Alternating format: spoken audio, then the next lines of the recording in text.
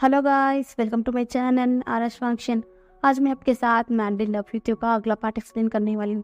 पिछले पार्ट में देखा था वेंड्रहान का सच सबके सामने आ चुका है। सब लोग कंफ्यूजन है सारी बात सुनने के बाद। हर विंग और मैडम यू का बॉन्डिंग भी देखकर सब लोग शॉकिंग में हैं।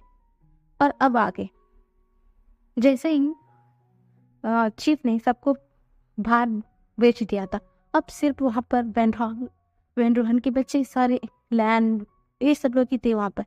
तभी वापस से चीफ बोलते हैं कि वेंड्रोहन, जैसे कि यू ने कहा, आज रात 12 बजे तक की तुम्हारा आखिरी दिन है।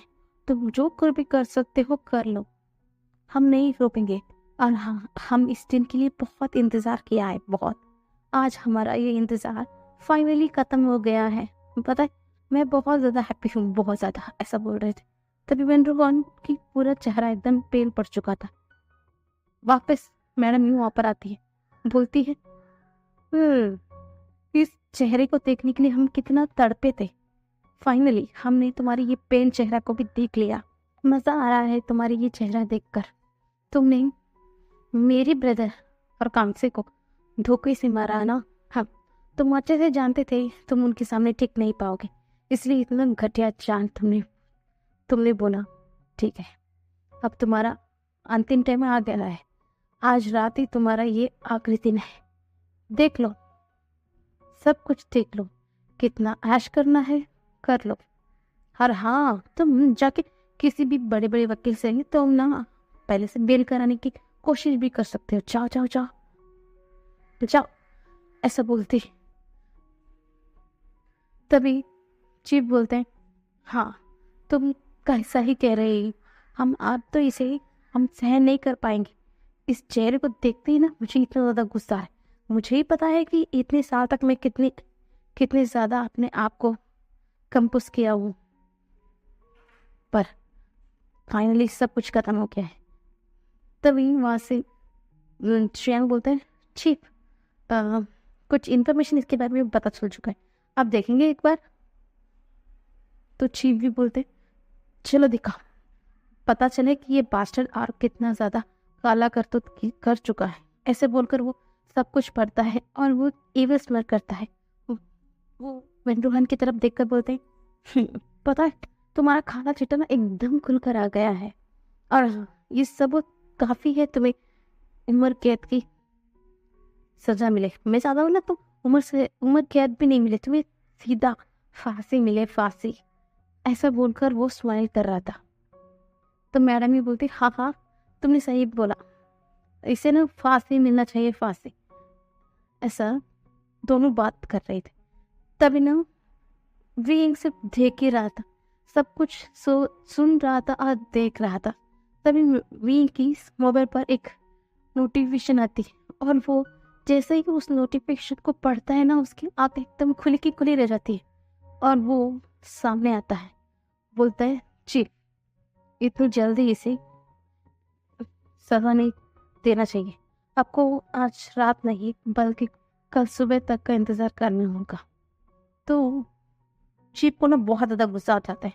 वो बोलते हैं, तुम इस तरह की बातें कैसे कर सकते हो।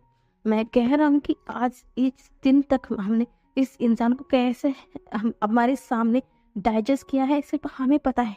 और अब तुम कह रहे हो कि और एक दिन हम इंतजार करें। नहीं, तुम नहीं जानते कि ये इंसान तुम्हारी मम्मी पापा के साथ क्या किया है। अभी भी तुम कह रहे हो कि कल तक मैं इंतजार करूं। नहीं कर सकता, मैं नहीं कर सकता, ऐसा बोल रहे थे। मैडम यू ना सिर्फ विंग की तरफ देख रही थी। मैडम यू बोलते, तुम ऐसा क्यों कह रहे हो बेटा। तो मैडम यू की तरफ विंग भी देखता है और कुछ टाइम ना सिर्फ साइलेंटली मैडम यू को देख रहा था। तो मैडम यू बोलती है कि हाँ हाँ चुप हो जाओ। हाँ, विंग कह रहा है ना कि कल इसे अरेस्ट करवा दिया जाएगा, तो कल ही अरेस्ट होगा, तुम चुप रहो। तभी हाँ ना दांत पिसते हुए बोलते, यू तुम पागल हो गई क्या। तुम अपनी बेटी की तरफदारी करना बंद करो। हाँ, मैं जानता हूँ कि तुम उससे बहुत ज्यादा प्यार करती हो, इसका मतलब ये नहीं कि तुम हर डिसीजन में उसका साथ दोगी। तो मैडम यूं ना बहुत गुस्से में बोलते, खान चुप रहो, तुम समझ क्यों नहीं रहे हो? अगर वो कह रहा ना कल वो अरेस्ट करेगा तो कल, आज 12 बजे या कल, क्या फर्क पड़ता है? हमारे पास उसके खिलाफ ठोस सबूत है। तुम्हें चिंता करने की जरूरत नहीं है। इसलिए मुझसे ना इतनी ऊंची आवाज में बात करने की हिम्मत भी मत करना। हाँ, तुम जानते हो कि मैं कौन हूँ। इसके बाद भी तुम मुझसे इस तरह की बात नहीं कर सकते। तो हाँ ना अपने बाल को खींचते हुए बोलते, तुम दोनों माँ बेटे ना मुझे पागल करके ही छोड़ोगे। ऐसा बोलकर वो पीछे पलट जाता है। तभी विंग ना बोलता है, माँ। तो मैडम ही बोलती है, कुछ नहीं है बेटा, तुम जाओ। लगता है तुम्हें बार बार नोटिफिकेशन आ रही है, तुम्हें किसी से कॉल करनी है? तो मैडम की तरफ विंग देखता है, बोलते, हाँ वो ये थोड़ा अर्जेंट काम है, क्या मैं अभी आता हूँ? तो मैडम उसकी चेहरे को सहलाते हुए बोलते, तुम जाओ, मैं खान को हैंडल कर लूंगी, तुम जाओ, ऐसा बोलते हैं। तो विंग भी स्माइल करता है, वहां से चला जाता है और वो किसी से बात करने लग जाता है सबसे दूर जाकर। ये सब कुछ ना जो भी वहां पर थे सब लोग देख रहे थे कि हान, यानी कि वो चिप का नाम हान है। ठीक है गाइस, हान और मैडम यू और वे तीनों को बॉन्डिंग किस तरीके का है सब लोग सिर्फ देख ही रहे थे। तभी खान ना पीछे पलटता है, वहां पर मैडम यू उसके सामने खड़ी। तभी खान बोलता है, क्या हुआ? अब भी कुछ बोलोगी या मुझे सिर्फ ऐसा घूर घूर के देखते रहोगे? कुछ तो बोलो, बको या बकने आई हो बको। तभी मैडम ही बोलती, शांत हो जाओ, शांत हो जाओ खान। मैं जानता हूँ कि तुम इस वेंडोहन से नफरत करते हो जैसा मैं भी करती हूँ। एक बात ट्रस्ट मी, ट्रस्ट मी, अगर वो कह रहा है ना कि कल इसे अरेस्ट किया जाएगा तो कल अरेस्ट कर लेंगे। थोड़ी देर ही तो बात है, कल सुबह वो अरेस्ट कर देगा। एक बार उसे ट्रस्ट करो। तो खान बोलता है, क्यों करूं मैं, क्यों करूं? हम कितना सफर किया है इस इंसान की वजह से।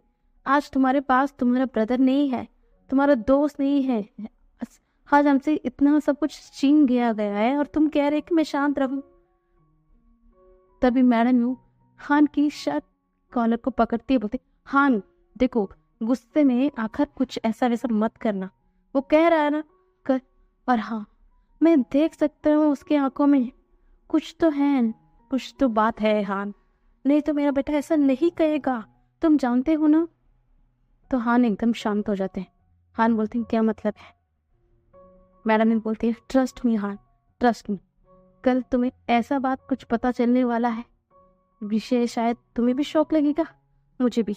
मेरे बेटे पर मुझे बहुत ज्यादा भरोसा है, देखना तुम्हें वो निराश नहीं करेगा।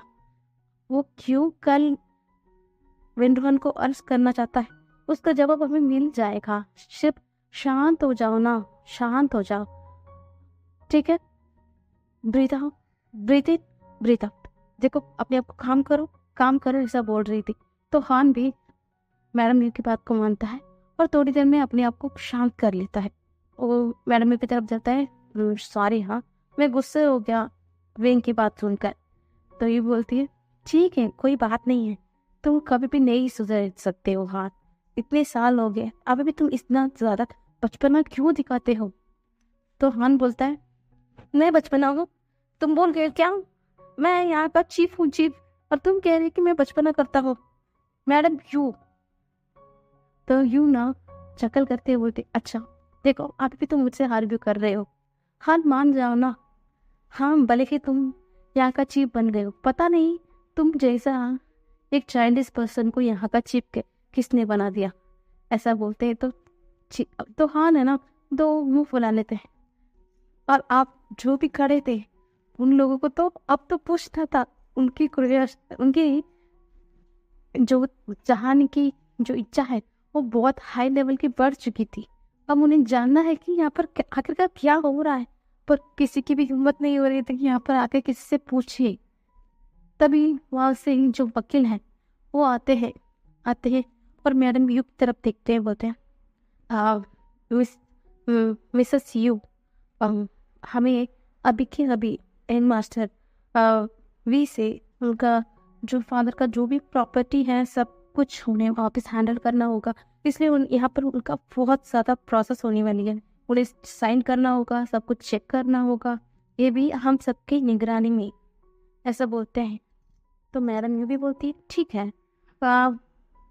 अभी वो कॉल कर कर अभी आ जाएगा, तो हम सारे जो कागजात हैं बीन को दे देंगे, और हाँ वहाँ जहाँ भी साइन करना है सब कुछ बताना है हम बता देंगे।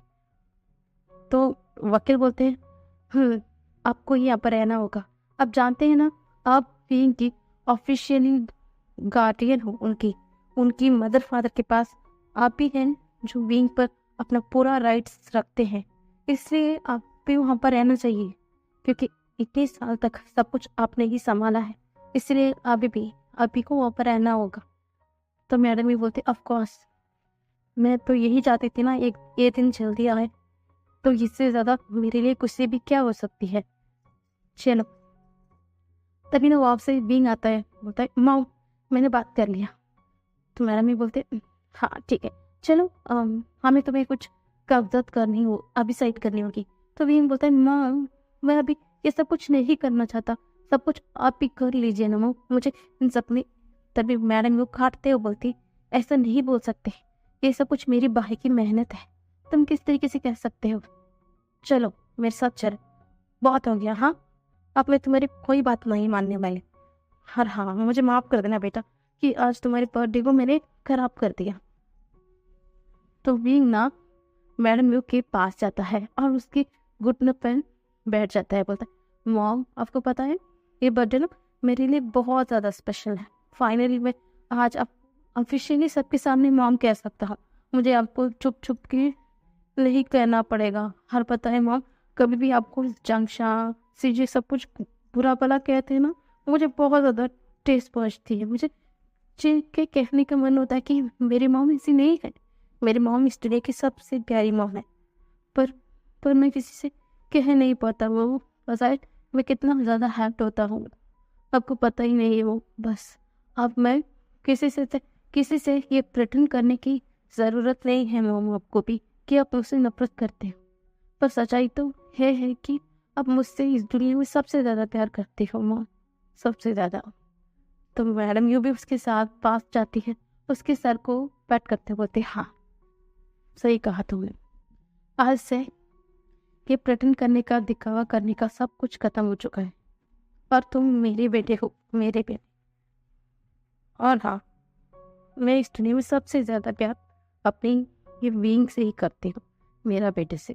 ऐसे बोलकर दोनों गले लगा लेते हैं। तो मैडम बोलती चलो अब तुम्हें हम बाहर लेके जाते हैं, हमें अभी अपनी लॉयर से भी बात करनी है, और हाँ हमारे शेयर होल्डर से भी कल सुबह मीटिंग है, हमें बात करनी है। तो मैडम पीछे पलटती हुई बोलती उससे पहले।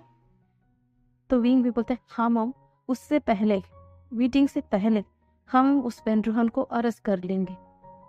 तो मैडम भी बोलते दैट्स गुड, यही मैं सुनना चाहती थी तुम्हारे मुँह से। तो ठीक है चलो बेटा, हमें अभी बहुत ज़्यादा काम करनी है।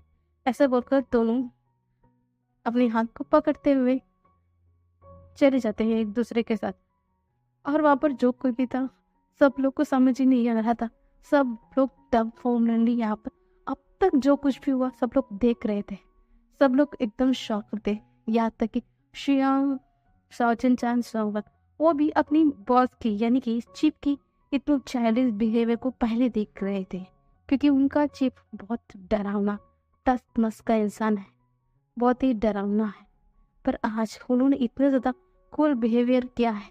और हाँ क्या ये पहले से भी इनको जानते हैं, और मैडम यू उन्हें ये सब कुछ समझ ही नहीं आ रहा था। तभी ना अब तो श्रेयांग की जो इंतज़ार नहीं हो रहा था, वो अपनी बाल को रफल करते हुए बोलता है चीफ यहाँ पर जो कुछ भी हो रहा है मुझे कुछ समझ नहीं आ रहा है, क्या आप बताएंगे कि क्या आप विंग को पहले से जानते हैं, यहाँ पर क्या हो रहा है।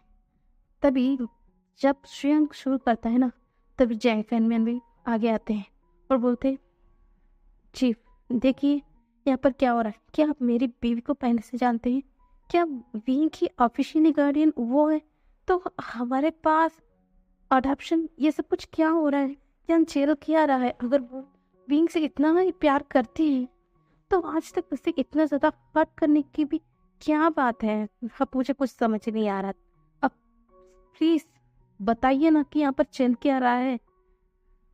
तभी ना चीप ना एकदम हंसते हैं। लगता है कि मुझे आपको अब सब कुछ बताना ही होगा। चलिए बहुत हो चुका। चलिए बैठ जाइए। मैं आपको बताऊं या हाँ, नहीं नहीं नहीं, बताने से पहले मैं आपको कुछ दिखाऊं। शायद उससे ही आपको समझ में आ जाएगा कि मैं क्या बोलने वाला हूँ। ऐसे बोलकर जो लैन परिवार है, जिन जिन या क्या बोलते हैं, जिया और निये परिवार भी थे, विंटवान अपने जो बेटा है विंचाओ और विनिंग के साथ वहां से चला गया था। वो तो घबरा रहा था कि वो क्या करे, अब वो किससे मदद ले, इसलिए वो बहुत ज्यादा चिंता में वहां से चला गया था। तभी जीप बोलते हैं कि श्रेया, मेरे कमरे में एक छोटा सा बॉक्स रखा हुआ है। मेरा जो कबर्ड है उसके अंदर जाकर लेकर आओ, ऐसे बोलते हैं। श्रेयांग भी जल्दी से जाता है। वो वहां से उनकी कबर्ड खोल कर वहां से एक छोटा सा बॉक्स था उसे लेके आता है। वहां पर एक पेन ड्राइव था, उसे लेता है और उसे प्रोजेक्टर में प्ले करना शुरू कर देता है। पहले पिक्चर, जब वो वीडियो क्लिप थी और वो प्ले प्ले होना शुरू हो देती है, उसमें एक जो औरत बैठी हुई थी, यानी कि एक लेडी बैठी हुई थी। और उसे ऐसा देख कर लग रहा था कि वो प्रेग्नेंट है, क्योंकि उसके बाल खुले हुए थे और उसका सिर्फ बैक साइड ही दिख रहा था। थोड़ा गुम जूम करने के बाद दिखता है कि वो और कोई नहीं, मैडम यू थी। और उनके सामने एक इंसान बैठा हुआ था और वो इंसान मैडम यू की जो पैर को अपने हाथों से मालिश कर रहा था और उसे दबा रहा था। तो मैडम ये बोलती है, ब्रदर आपको ये क्यों कर रहे हो? पता है आप मेरी पैर पकड़ रहे हो, मुझे अच्छा ही नहीं लग रहा है। पता है वो फेनमियन भी ऐसा मेरा पैर को नहीं पकड़ता है, आप क्यों करते हैं? तो वो सुनने के बाद वो बोलते, अच्छा वो इंसान ने तुम्हारे पैर भी नहीं दबाता है? उसे नहीं समझ में आता है क्या? वो तुम प्रेग्नेंट हो उसके बच्चे से, और वो इंसान मेरी बहन की देखभाल भी अच्छे से नहीं कर सकता। मैं उसे छोड़ूंगा नहीं, देखना यू, मैं उसे पूरी सजा दूंगा जिसने मेरी बहन की अच्छे से देखभाल नहीं। तभी पीछे से एक लेडी आती है, बोलती वे तुम्हें ना चुप रहो, तुम जानते हो ना आजकल वो कितना स्ट्रगल कर रहा है। और हाँ, वो ज्यादातर वक्त तुम्हारी बहन के देता है। और हाँ, तुम्हारी बहन बहन को लगता है कि तुम्हारी तरह सब लोग क्या देखभाल कर सकते हैं क्या उससे? वो बहुत ज्यादा स्ट्रगल कर रहा है। तो ना अपनी बहन के प्यार में इतना ज्यादा पागल मत हो जाओ और उसे हर्ट मत कर दो। वो एक अच्छा इंसान है, तुम जानते हो ना। तो वे ना मुंह फुलाते हुए बोलते हैं, नहीं मैं नहीं जानता वो अच्छा इंसान है।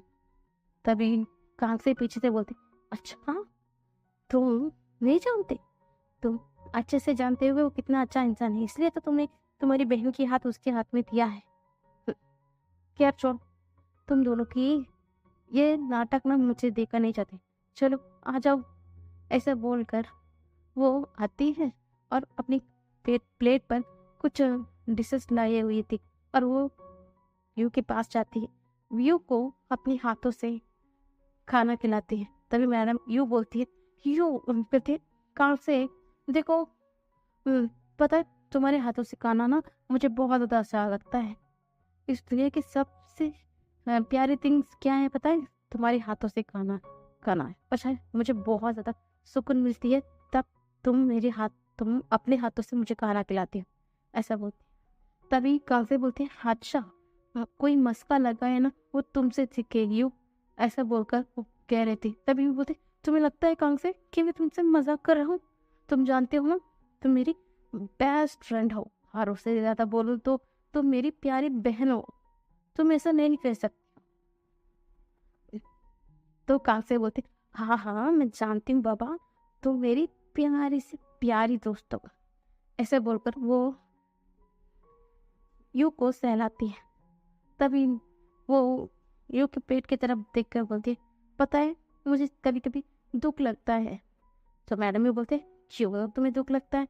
तुम्हें पहला प्रेगनेंसी में मैं पूरा वक्त तुम्हारे साथ था और तुम्हारी बेबी से मैं बहुत ज़्यादा शुरू के मन से बात करना शुरू कर लिया था। इसलिए वो ना बहुत प्यारी सी बच्ची हुई है, बहुत सुलझी हुई स्वीट सी बच्ची, जैसा मेरी तरह।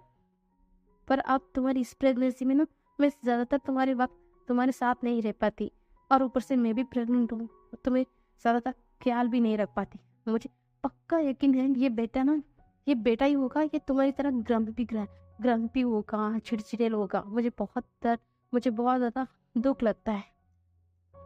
तभी मैडम यू ना गुस्से में बोलती, क्या क्या कह रही हो तुम कह रहे कि मैं गुस्से में हूँ, ग्रम्पी हूँ, ये मेरी तरह होगा।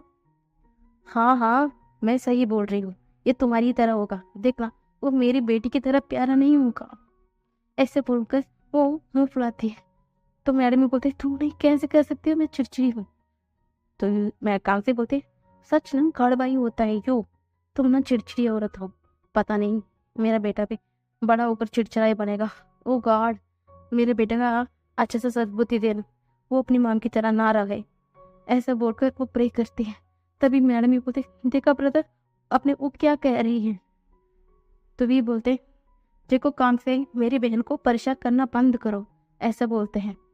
तो काम से बोलते, अच्छा देख रही हूँ तुम भाई बहन का नाटक मुझसे सहा नहीं जा रहा, देखा ही नहीं जा रहा, ऐसा बोलकर वो मुंह फुलाती। तभी वहां से एक छोटी सी बच्ची भाग कर रहती है और वो तुरंत आकर कागजे को गला लग लेती है। वो बोलती है, मम्मा।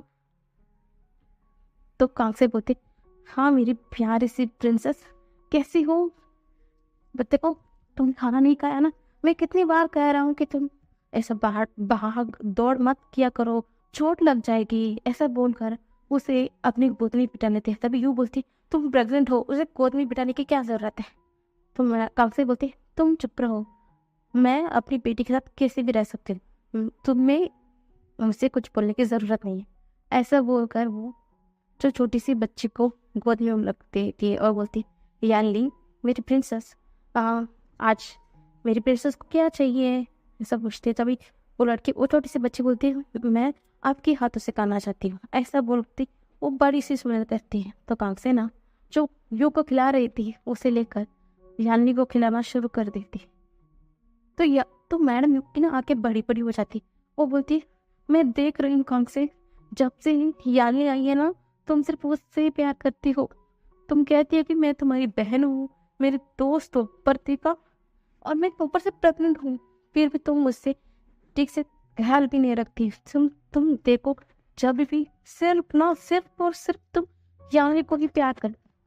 है कहाँ से कहती, हाँ मैं प्यार करूंगी, सबसे ज्यादा प्यार करूंगी, क्योंकि वो मेरी प्रिंसेस बेटी है और वो मेरी पहली बेटी है। मैं क्यों ना प्यार करूं? एक बात अपनी कान खोलकर सुन लेना, ये मेरी बहुत ही प्यारी बेटी है, मैं इसे सबसे ज्यादा प्यार करती हूँ, ऐसा बोलती है। तभी पीछे से हान आता है। बोलते हैं, कल से तुमने जो मांगा था मैंने लेकर आ गया, ऐसा बोलते हैं। तभी यू बोलते, तुम क्या मांगा था हान से? तो कांग से नाचते बोलते, अभी सुबह समझ आ जाएगा, ऐसा बोलते हैं। तो हान एक छोटा सा एक बॉक्स कांग के हाथ में दे देते हैं और कांग से उस बॉक्स को ओपन करके देखते हैं कि इसमें बहुत प्यारा सा एक छोटा सा एक चैन था। और उस चैन को देखते ही ना मैडम की आंखें बड़ी की बड़ी हो जाती और बोलती, ओ ये चैन ये मॉम ने तुम्हें दिया ना, कि उनकी जो अगले का उनका क्या पोता या पोती होगी उसे देने के लिए कहा है ना। हाँ ये बहुत ब्यूटीफुल है, और हाँ ये एक रेयर पीस है, इसमें जो भी स्टोन्स लगा हुआ है ना ये बहुत ही यूनिक है और बहुत रेयर पीस है, ये एक सिंगल पीस है। लगता है कि तुम अपने बच्चे के लिए रखा हो, है ना कांग से? तभी कांग से बोलते, हाँ हाँ मैं अपनी बेटी के लिए रखी हूँ, ऐसा बोलते। तो यू बोलते, क्या मतलब है? तो कांग से उस चेन को लेती है और यानी को पहनाती थी और बोलते, देखो प्रिंसेस, ये मॉम की तरफ तुम्हारी गिफ्ट है, ये चेन कभी भी मत उतारना, ऐसा बोलती है। तो यानी कि ना पिंकी प्रॉमिस करते हुए बोलती, हाँ मॉम मैं ये चेन को कभी भी नहीं उतारूंगी, ऐसा बोलकर वो बोलती है कि ये चेन बहुत प्यारी है। ऐसा बोलकर वो दौड़कर बाहर खेलने के लिए चल जाती है। तभी मैडम यूना बोलती है, कान से तुम ऐसा क्यों कर रही हो? तुम्हें पता है ना ये बहुत रेयर पीस है, ये तुम्हें अपने बेटे के लिए देना चाहिए। तभी कांग से बोलती है, क्यों?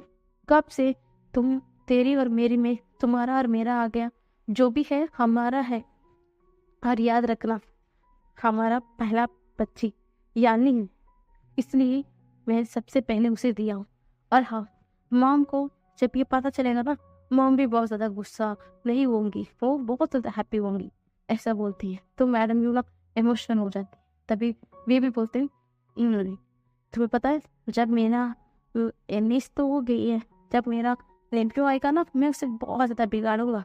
वो जो कुछ भी मांगेगा ना, मैं उसे सब कुछ ला कर दूंगा। देख लो, वो ना एक दिन तुम्हें भी भूल जाएगा, वो हमेशा मेरे ही पास रहेगा। ऐसा बोलते हैं तो यू बोलते हैं, अच्छा ब्रदर, ऐसा होगा ना फिर सबसे ज़्यादा खुश नसीब होगा, क्योंकि वो मेरी बाई के पास रहेगा तो वो सबसे सुरक्षित रहेगा। मैं भी किसी चीज़ के लिए चिंता नहीं करूँगी। ऐसा बोलकर वो जो वे के चेस्ट पर अपने सर रख लेती है और वो ऐसा सोने का फोर्स में सिर्फ अपने मन को शांत कर रही थी। तभी काक से बोलते हैं, चलो पीयू, आज तुम्हें चेकअप के लिए जाना है, जल्दी चलो, हम दोनों को अभी के अभी निकलना होगा सब। तो यूँ बोलती है, हाँ हाँ हाँ रही हूँ बाबा। ऐसा बोलकर वो चली जाती है। अगला क्लिप वहाँ पर ना बहुत ज़्यादा फोटोज थी, सिर्फ मैडम यू और कांग से वे के बचपन से लेकर सारा इमेजेस थी।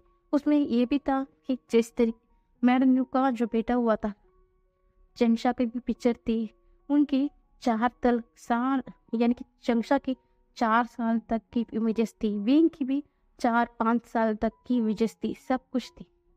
और सब कुछ देखने के बाद ना वहाँ पर एक इंसान जोर जोर से रोने लग जाता है और वो सिर्फ घुटनों पर पट कर रो ही रहा था।